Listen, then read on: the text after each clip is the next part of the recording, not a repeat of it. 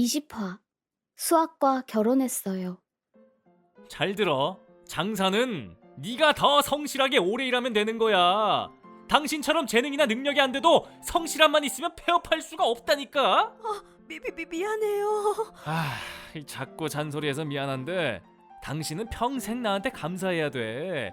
내가 비싼 능력으로 애들 가르쳐 번 돈을 이렇게밖에 못 쓰면 곤란하다고. 지방대 출신인 만큼 당신은 2배로 더 열심히 해야 남들만큼 살 수 있는 거라고. 알겠어요. 미안해요. 그렇게 가게를 정리하고도 남편은 재테크나 부동산 투자에 계속 열을 올렸습니다. 당신 놀 생각 말고 이번 주말에 나랑 평창에 다녀오자고. 평창이요? 평창 올림픽이 대박 날 거라니까. 평창에 땅 좀 보러 가자고. 와, 사장님 진짜 땡 잡은 거예요. 여긴 무조건 오른다고 봐야 돼요. 평창 올림픽 아시죠? 이제 이 가격에 이런 땅 못 사요.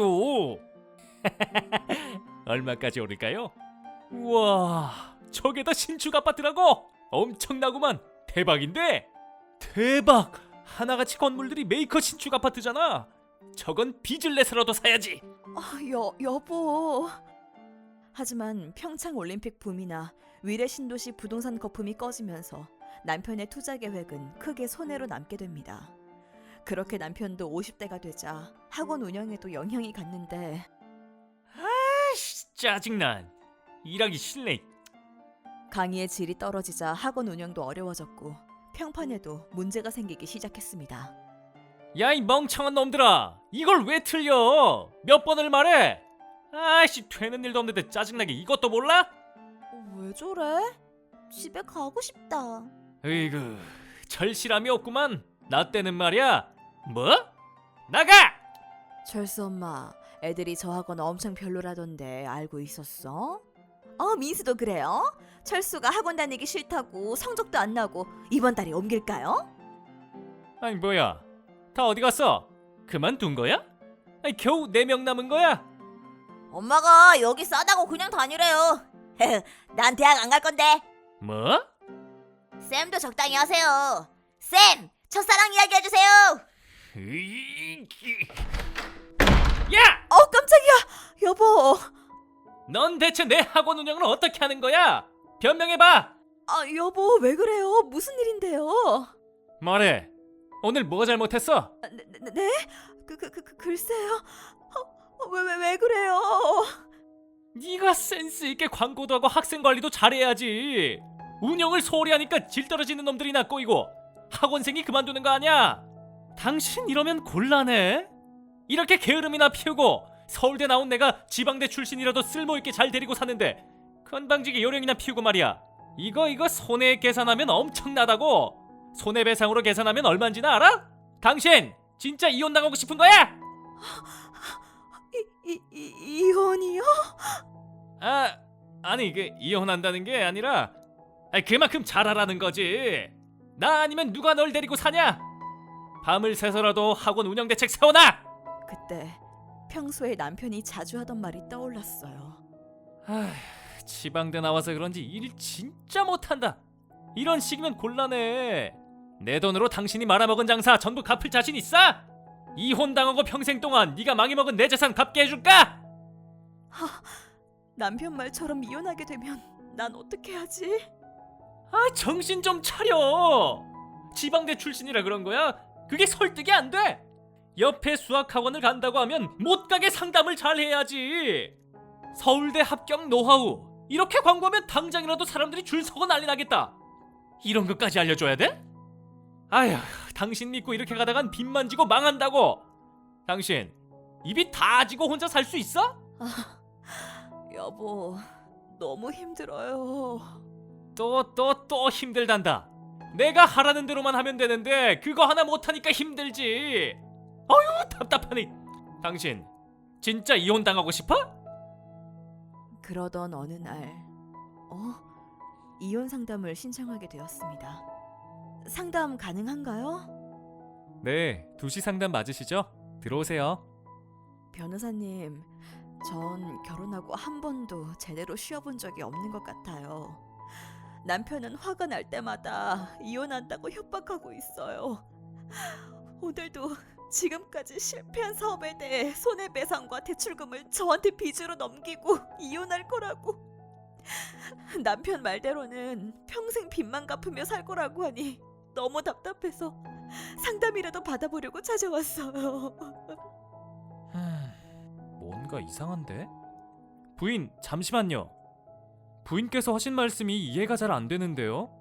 지금 가진 재산에 대해 자세히 말씀해 주실 수 있나요? 우선 지금 어디 살고 계신가요? 그동안 사업 실패에 대한 이야기와 남편의 지속적인 행동과 폭언 등을 상세히 설명했습니다. 지금 살고 있는 집은 판교에 분양받은 아파트예요.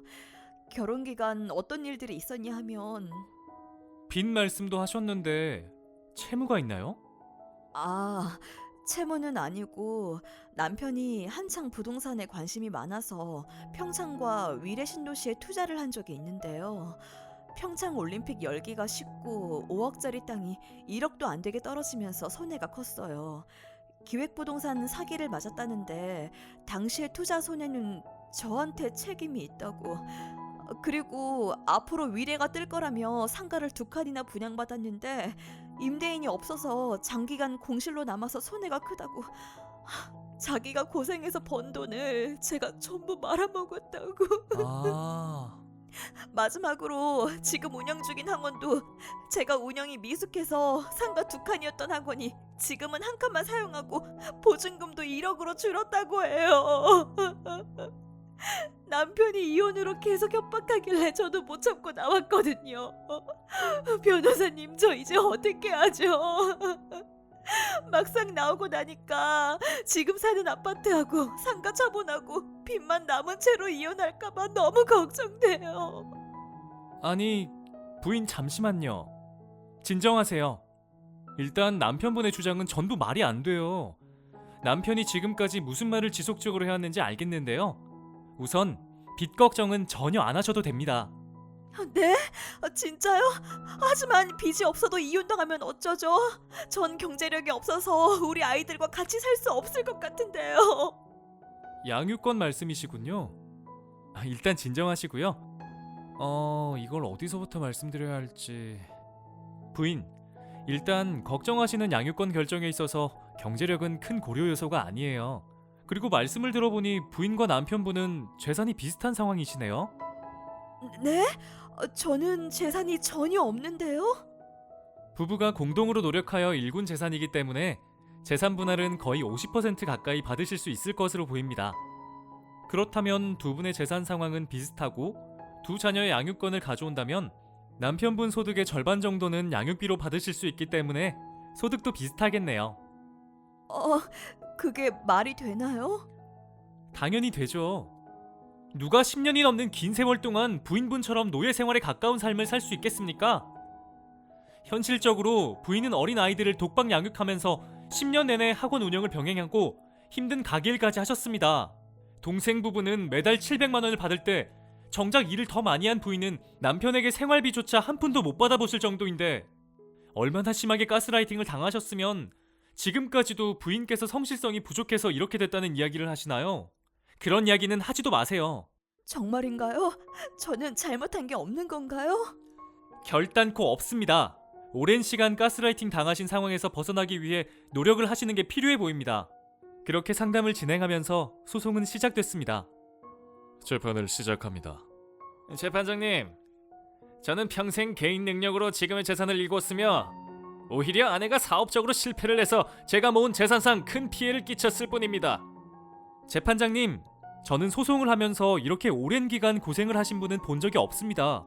부인 혼자 학원 운영을 도맡아 하면서 남편이 벌려놓은 사업을 해야 했고 아이들의 육아도 전적으로 부인분의 몫이었습니다. 남편분은 오히려 부부 재산에 있어 해가 되는 행동을 할 뿐이었습니다. 학원을 운영하면서 번 돈으로 각종 사업을 진행하고 땅을 샀는데 모두 한철 반짝하는 프랜차이즈 사업이었고 사업 아이템을 반대한 부인을 가스라이팅하여 억지로 일을 시켰습니다. 그 과정에서 부인분의 노력 덕분에 피해는 최소화하였으나 부인의 고통은 이루 말할 수 없습니다. 평창 땅만 해도 한창 올림픽 개최가 이슈였을 당시 우후죽순으로 사기에 가까운 분양권 전쟁이 성행하였다는 것은 주지의 사실입니다. 남편 역시 그때 땅을 비싼 값을 주고 구매했다가 현재는 그 가치가 5분의 1밖에 되지 않을 정도입니다. 위례 상가 투자 역시 마찬가지입니다. 위례 상가는 그 당시 공급 과잉으로 인해 분양가의 3분의 1 가격에 판매되었습니다. 상가의 무덤이라 불리던 것도 그나마 오랜 세월이 지나 이제서야 어느 정도 가격을 회복하였을 뿐입니다.